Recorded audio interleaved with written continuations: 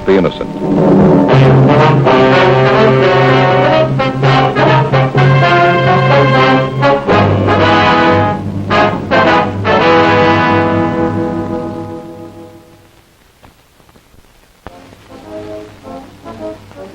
It was Thursday, March 19th. We were working the day watch out of Homicide Division. My partner's Frank Smith. The boss is Captain Lorman. My name's Friday. Somewhere in the city, there was a killer on the loose. A young woman had been...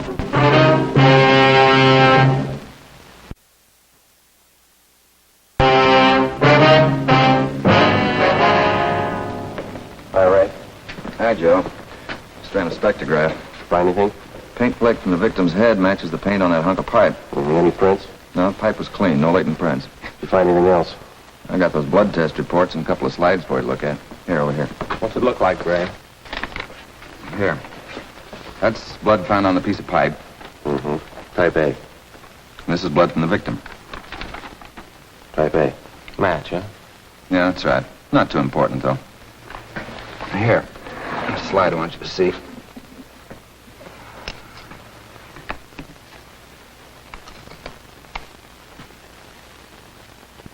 Here, Joe.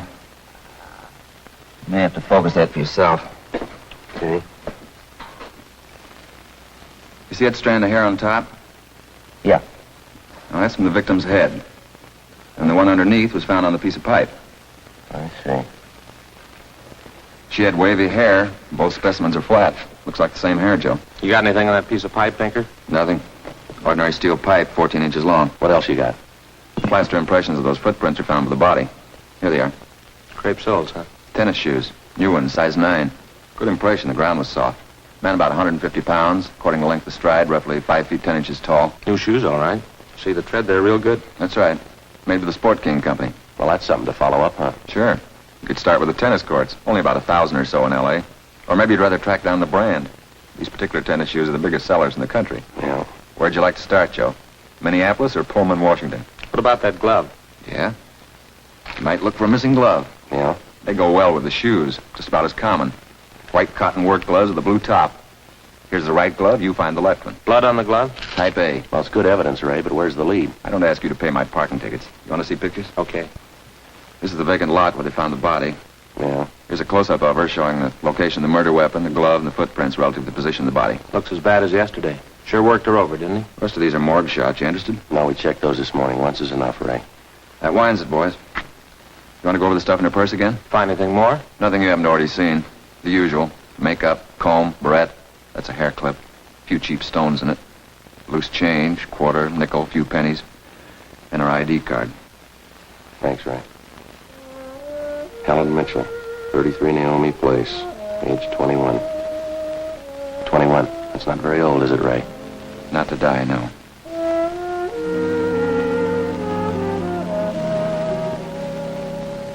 Helen Mitchell. Who'd kill Helen Mitchell? Why? Why do you say that, Mr. Meyer? Well, people kill for money. They kill for love. Helen didn't have either of these. No boyfriends? Not in here. She was a good worker. The union sent me 5 waitresses in 1 month. 5. She was the only good one. Did the union send Helen to you? Sure. All the girls come from the union. But none like Helen. She was sweet, honest, and courteous. Mr. Meyer, did you know anything about her personal life? Just that she was a good worker. She didn't bring any of her personal troubles in here. Did she ever mention any men to you, anyone at all? No, none that I can think of. How much money did she make here? Well, I paid her $26.50 a week. It's not much for the work she did. Tips are pretty good. Help make it more. Is her home address 33 Naomi Place? 33 Neil. Yeah, that's the place. Helen Mitchell. I don't know her. You the head of the union? Just a steward. I know most of the girls. This Mitchell girl, what did she look like? Small brunette, about 5'3". Here's her picture. Yeah. Pretty, wasn't she? Oh, sure. Placed her out at Alice's place. Nice little guy, out of Meyer. That's right. He seemed to think quite a lot of her. Yeah, she was a fine worker. Oh, sure, always right up in her dues. Paid all the assessments right on time. Thought you said you didn't know her. Not right off, I didn't. When she showed me that picture there, placed her right away. Know anything about her personal life? Wait a minute. Why all these questions? Helen Mitchell was murdered last night. Oh? Who did it? Know anything about her personal life? You can see my position, Sergeant. 1,200 girls. Check them in, check them out. They're just names to me till I see a picture of them. You wouldn't know if she had any boyfriends here in the union? Waiters, busboys? That I wouldn't know. Like I told you, Sergeant, I never knew Helen Mitchell. How'd you find me? Helen's landlady. We talked to her yesterday. She told us she worked at this store. Oh, funny, isn't it? What's that? See Gus over there, the fellow demonstrating the piano? A few weeks ago, I made a deal with him to give Helen piano lessons. I figured it'd help with her singing lessons. She wanted to be a singer, you know. Did Helen know that fella, Gus? No, she never met him. Who gave her the singing lessons, Miss Olson? She took from Ostrander, Paul Ostrander out on Melrose. A lot of movie people used to take from him. What do you know about her personal life? Well, how do you mean? Does she have any boyfriends? Well, yes. You don't seem sure, Miss Olson. Well, it's just that I don't know. I never asked Helen. But she did have a few days with Paul Ostrander. I don't think she was serious. How about Ostrander? Gee, Sergeant, I don't know. I don't want to involve anybody. You want to help us find the killer, don't you? Yes, but if you're thinking Paul Ostrander did, I'm sure he didn't kill her. No, gentlemen. I didn't kill Helen Mitchell. You gave her singing lessons, Ostrander. You knew her pretty well, didn't you? Yes, I gave her voice coaching for about a year and a half. Helen showed a little promise. Oh, not a great voice. Bad vibrato. You knew her pretty well, didn't you? Why do you say that? You'd take her out once in a while, didn't you? No, I didn't know Helen socially at all. We know you had dates with her. Well, that's not true. The only times I saw her was when she came into the studio for lessons. You better tell the truth, mister. We can prove you've been out with her. What's the matter? Afraid of the publicity? Is that it? Certainly that's it. I have a successful business here. I've spent years building it. Anything like this would ruin me. Then you have been out with her. Only a few times, nothing serious. And I had nothing to do with the murder. That's the truth. Don't you know that withholding information about a thing like this can go kind of hard with you? Yes, I know that, but what else could I do? Look, Ostrander, somewhere in this city right now, there's a guy who beat a young girl to death. He crushed her skull with a piece of steel pipe. We need every bit of information we can get to track him down. I know that, Sergeant. You could have come to us. We wouldn't run to the newspapers with it. The information's confidential. That's the way we treat it. Most of the time, it's the people who run to the newspapers first, then they come to us. That's right. People are their own press agents. Sergeant, I'd like to know what right you have to invade my privacy and lecture me on my civic duty. I'll tell you what right, Ostrander. We want the man who murdered Helen Mitchell. I got as much right as he had at 12:14 this morning. Come on, Joe. Yeah. Thanks. Sorry if we invaded your privacy.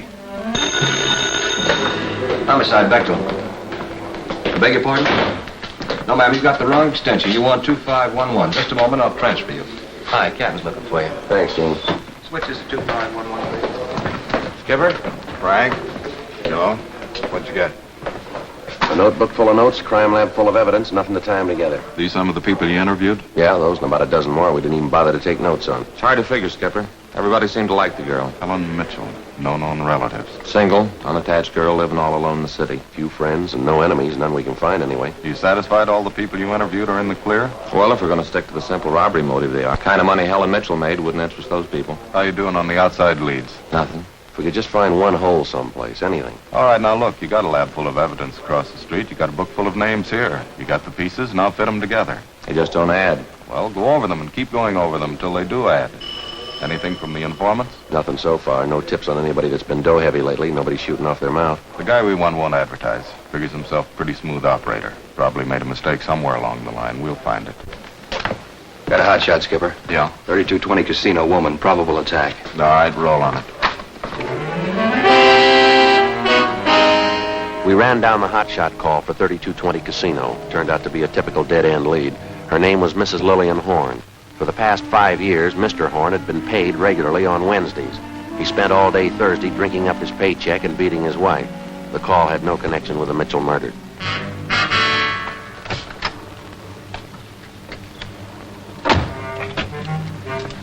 Unit 1K80 to Control 1. 1K80 to Control 1. Control 1. 1K80. Go ahead. On the probable attack, 3220 Casino, Code 4, KMA 367. 1K80, roger. That was the beginning. For the next 3 days, we followed up every lead and every call, but they were all blind. All units were alerted, and they had as much information on the killer of Helen Mitchell as we did. Frank and I cruised throughout the entire Central Division. We covered every probable call that might have a connection with the murder. It didn't make any difference what the call was. If there was a possibility it might tie in with the Mitchell murder, we ran it down. We made it a 24-hour job. So far, if the killer made a mistake, we hadn't been able to find it. The Mitchell funeral was on Monday, and they were all there. The voice teacher, Ostrander, the girlfriend, Marie Olson, her boss, Otto Meyer, and the man from the union. But nobody else we hadn't checked.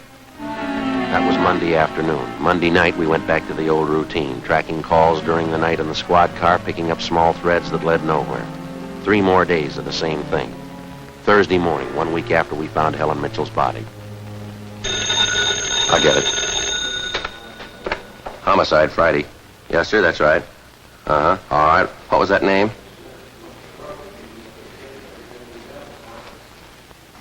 Uh-huh. Yes, sir, I have that. And what was the address again? I see. All right, thank you. Now, what was your name? Hello. Guy says we ought to check on George Barlow, 418 White Oak Avenue. Yeah? Says he killed Helen Mitchell.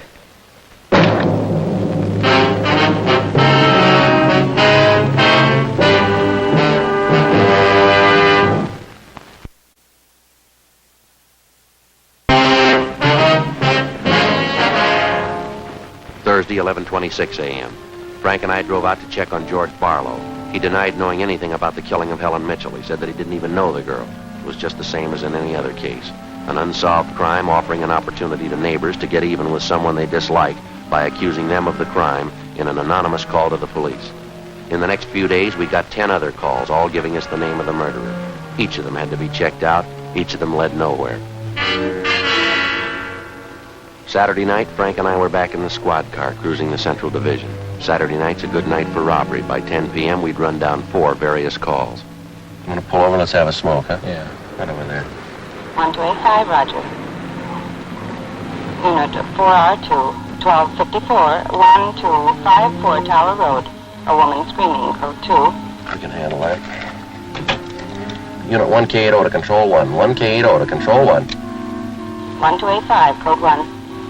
Control 1 to Unit 1K80, go ahead. On your 1254 Tower Road call, we are in the vicinity. We will handle. 1K80, Roger. All right, let's go. Control 1 to 4R2, disregard last call, handled by 1K80.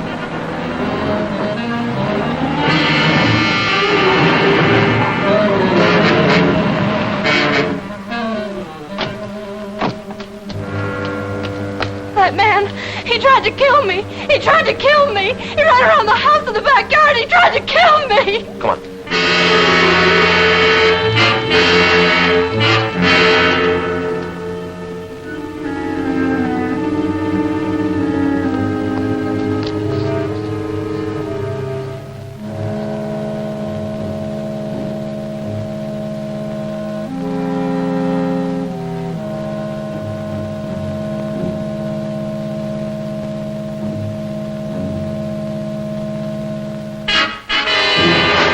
Hold it.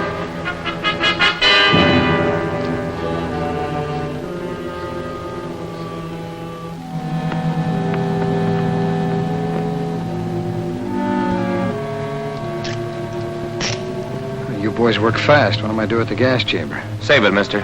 I got a right to know where you're taking me. What's the charge? We'll let the girl tell you. What girl? Oh, I know what this is about. I asked to use the phone. The girl slammed the door in my face. I don't know what you cops are trying to prove. I just wanted to use the phone, that's all. I even tried to scare her a little. I told her I'd hit her over the head if she didn't let me use the phone. It's a laugh, huh? I got nothing to hide. That little girl's gonna lie. You know that, don't you? Yeah, sure she will. Come on.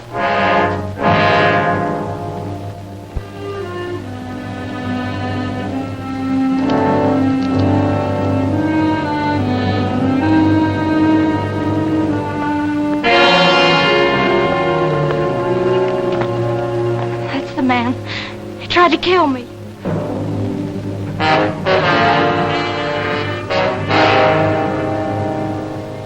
His full name's Frank Philip Larson. No previous record. This the girl's report? Yeah. Judy Scott. How old is she? 20. A real tough boy, isn't he? Forced his way into the house, beat her about the neck and arm. Tire iron. Yeah, Pinker's running it through the lab now. Asked her if she had any money. She told him no. Struck her again. Where's this Larson live? Hotel on there, Santa Monica. He's a clothing salesman, Skipper. Works for a big men's store, Burns and Company. According to the housebook sales record, he bought a pair of tennis shoes 2 weeks ago. Weighs 158 pounds, 5'11". Tennis shoes are missing. They're not in his hotel room. He's not wearing them. Find anything else? Rhinestone. You mean a pin? No, just a small loose stone recovered from the rug in Larson's room. Crime lab got it? Working on it now. What do you figure, Joe? I think we got the man who killed Helen Mitchell.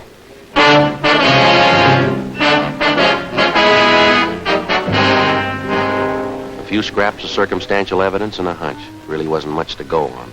Larson had gone after the little Scott girl with a tire iron. Wasn't much of a tie-in, but we had to be sure. All that day, we checked Frank Larson's alibi for the night of Helen Mitchell's murder. We interviewed the personnel manager at Burns & Company where he worked. We talked to all the clerks who knew him, the manager of the hotel where he lived. We found out everything we could about Frank Larson, and that night at 10 o'clock, we had the prisoner brought to the interrogation room. How are you, Larson? Fine. I like jail. Sit down. Lousy weather. It's been foggy all over town. I wouldn't know. I've been inside all day. How old are you, Larson? 31, same as the last time you asked. Where'd you go to school? I didn't. I was born smart. You sell clothes, don't you? Now, look, we know you work for Burns & Company. Remember, you told us. Now, what is all this? What are you guys trying to build? Just want to know if you like selling clothes, that's all. Well, you coppers know about clothes. On blue serge a year is your speed. You know quite a bit about clothes, don't you? I've been selling them for 5 years. Can you tell me something I've been wondering about? What's that? Are your socks and tie always supposed to match? Yeah, that's what the style books say. But you always know the right things to wear, don't you? You wouldn't wear black shoes with a brown suit, would you? Is that what you're keeping me here for? A style lesson? Would you wear black shoes with a brown suit? Well, most people wouldn't. I bet you wouldn't wear brown shoes with a tuxedo either, would you? Nobody would. That's a gray flannel you got on there, isn't it? Yeah. That's a good-looking suit. I'll drop around. I'll get you a good deal. Suit like that flannel you're wearing there, you'd never wear tennis shoes with an outfit like that, would you? What do you think? I think you did. I think you wore them the night you killed Helen Mitchell. Who? Maybe you didn't have the gray suit on, but you were wearing tennis shoes, Sport King, size 9, sell for $5.95. You picked them up at a discount, cost you $3 1/4. Where'd you get that? Out of the house book, Burns & Company. You wouldn't have those shoes around now, would you? We couldn't find them in your hotel room. Your boss, Mr. Craig, used to think a lot of you, Larson, before you started drinking on the job. Your commissions used to run pretty high until the last couple of months. What happened? That cheap booze get to you? You two really nosed around, didn't you? When are you going to tell me what I eat for breakfast? Cornflakes, cup of coffee, a donut, sometimes 2 donuts when you're hungry. Elsie waits on you at the Royal Cafe. She gets a dime tip. Now, how about it, Larson? Where are the tennis shoes? They wore out. In 3 weeks? Can't be very good tennis shoes. No, they didn't wear out. What'd you do with them? You know all the answers. You figure it. We know you bought the tennis shoes. We don't know where they are now. We know you had them. Size 9. 3 feet from the body of Helen Mitchell, we found 2 size 9 footprints made by a pair of Sport King tennis shoes. We figured the man weighed about 150 pounds. You weigh 158. We figured he was about 5'10". You're 5'11". You come awful close to being the same build as the man who killed Helen Mitchell. Don't you, Larson? And you wear the same size tennis shoes, same brand name. Lots of people wear a 9. That's the average size. Sell a lot of Sport Kings, too. Everybody wears them. If we could find your pair, might make a difference. Doesn't mean your tennis shoes made the prints by the body. Doesn't prove they didn't either. What'd you do with them, Larson? I threw them away. That's too bad. Might make a difference. What difference could it make? I threw them away, that's all. How about the mate to this glove? I never saw it before. He found this right-hand glove by the body of Helen Mitchell. Just an ordinary cotton work glove. Everybody wears them. If we could find the missing left glove, might make a difference, huh? Size medium. That's average, too, isn't it, Larson? I never sold work gloves. I wouldn't know. No, but you bought work gloves, haven't you? Not a pair of those. You mean like this, don't you? We've only got one. What kind of work gloves did you buy? I didn't buy any. You just said you did. I never said I bought any work gloves. You bought tennis shoes, though, didn't you? Sport Kings. Size 9. I told you I bought tennis shoes. Didn't I tell you I bought them? No, you didn't tell us. We told you. Found it out from Burns & Company where you work. All right, you told me I bought them. You know that. Same kind of tennis shoes made the footprints by Helen Mitchell's body. It wasn't me. Then why won't you tell us what you did with those shoes? I already told you. I threw them away. They were only 3 weeks old. They must have worn out awful fast. I didn't say they wore out. They got too dirty. No, you told us they wore out. Remember, Larson? I don't remember what I told you, but I don't have them now. We know you don't have them now. Where are they? He told us they got too dirty. Right, Larson? Yes. Yes, that's what I said. Anyway, you haven't got them now. No, I haven't got them now. All right, just for the record, which was it? Did they get too dirty or did they wear out? Whatever I said before. You said both before, Larson. All right, I said both. You haven't got anything on me. We've got that Scott girl's statement from last night. She says you tried to kill her. She's lying. I told you she'd lie, didn't I?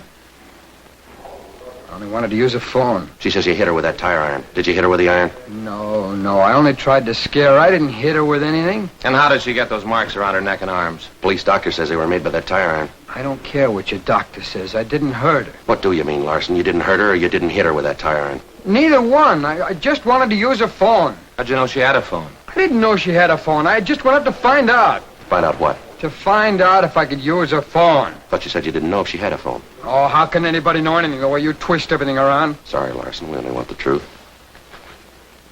How about a cigarette? Yeah. I could use one. Matches. Larson, where were you Wednesday night, March 18th? How many times are you going to ask me the same question? Just want to make sure we got it right. Well, I told you this morning. I went to a show. I got out about 11. I had a beer and I went home. What time did you get home? About 11:30. Did you stay home? I went to bed. What'd you see at the show? I never remember the names of them. You ought to try to remember this one. It's pretty important. I went to the Deluxe Theater. I saw Spencer Tracy in something. What was on when you walked in? A news. I never go in the middle of a picture. Neither do I. Spoils them for me. Yeah, that's right. The girl in the box office doesn't remember seeing you go in. Well, how would she know? It's Keno night. There's a big crowd. Did you win anything? I never do. Anybody hit the jackpot? I don't remember. They give away a lot of money at those neighborhood theaters. I always remember who hits the jackpot. All right, you do. I don't. Do you remember if anybody won the jackpot? I told you no. Did they have a jackpot at that show? I guess they do. I don't know. You knew it was Keno night. You should know if they had a jackpot. Maybe they had a jackpot. I don't know. I went out for a smoke. Now, you said the cartoon was on when you went in. Why do you always twist what I say? I told you the news was on when I went in. You remember anything about that newsreel? It was 10 days ago. How do I know it was in it? I only know it was a newsreel, that's all. You're lying, Larson. We checked your alibi. The manager of the theater had to cut that newsreel Wednesday night because the show was running long with Keno night. You didn't go to the show Wednesday night, did you? All right, maybe I didn't. I don't remember. What's the difference? The difference is you could have been in that vacant lot the same night, the night Helen Mitchell was murdered. I didn't kill her. You can't prove that. Sure you don't want to tell us what you did with those tennis shoes? I'm not going to go back over all that. I've told you all I'm going to tell you. You know how the Mitchell girl was murdered? How would I know? I don't know anything about it. She's on her way home from work as usual, about midnight. Of course, you were home in bed at that time. But you didn't go to the show that night, Larson. On her way home, Helen Mitchell always took a shortcut across a vacant lot. She's about halfway down through the lot when the murderer tried to grab her purse. She screamed and he struck her, hit her several times with a piece of steel pipe, 14 inches long. He beat her to death with that piece of steel pipe. And he dropped the pipe in the right-hand cotton work glove. He left 2 footprints, size 9, Sport King tennis shoes. I know all that. All right, here's something you don't know. When the killer scooped the paper money out of that girl's purse, he accidentally took along a loose rhinestone, a stone that fell out of a cheap barrette in the bottom of her bag. He carried that stone home with him. When he reached in his pocket to pull out the money he stole from her, the rhinestone fell out on the floor. So? We found that rhinestone on the rug of your hotel room. I haven't lived in that room all my life. Maybe the guy before me dropped it there. No, not this one. We checked the cement that held it in that barrette. It matches the glue on the stone. No, Larson, that rhinestone came from the hair clip that Helen Mitchell wore before she was murdered. That's enough to take you to the district attorney with. What am I supposed to say? We want you to tell us the truth. Why did you kill Helen Mitchell? Hi. Hi, Gene. Got some coffee and sandwiches for you. Thanks, Gene. Looks like we're going to be here a long time. Sure, I got some ham, cheese, and liverwurst and some fruit. The coffee's black, but there's cream and sugar on the side. Thanks, Gene. Looks good. How about you, Larson? Ham, cheese, liverwurst. Not hungry, huh? Okay. Sandwich, Joe? No, thanks. I think I'll have an apple there. Thank you.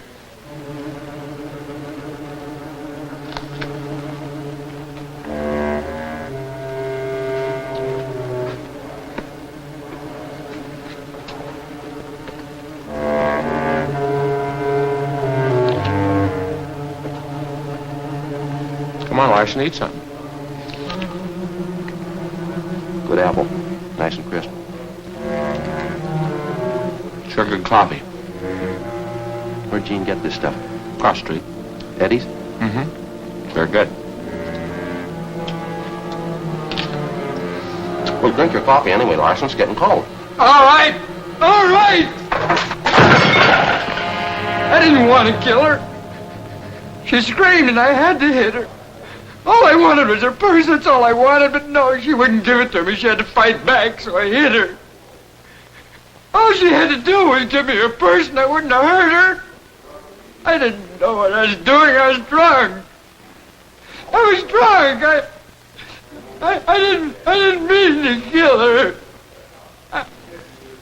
I didn't mean to kill her. I didn't mean to kill her.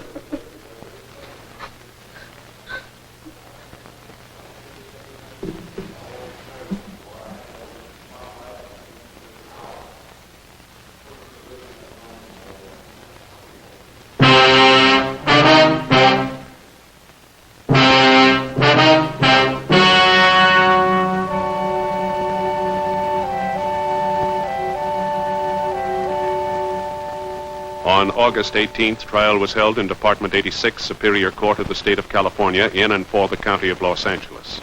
In a moment, the results of that trial.